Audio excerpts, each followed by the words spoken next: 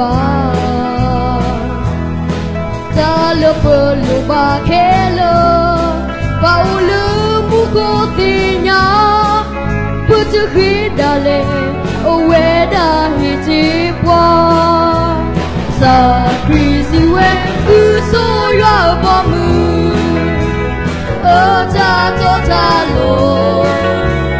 muko tani ta tu me pogo po to ne to mo tu lo ko ko to o mo bu do mala ko yo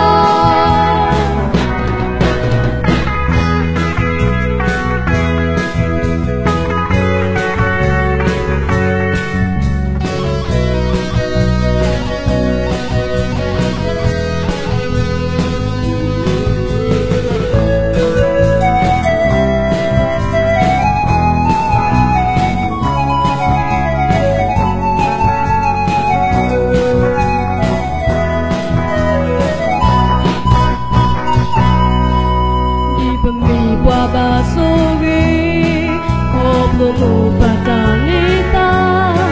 peni batamu etuyo loya maloti kinatana zabayu lotu muni kele kemi patanita sa busy we uso yo bomu ta to ta lo muko tani ta tu me pogo ko poto ne tomo tu lo ko ko ta o mo bu do mala ko boya sa krisi we uso yo bomu ta to ta lo muko tani ta tu me pogo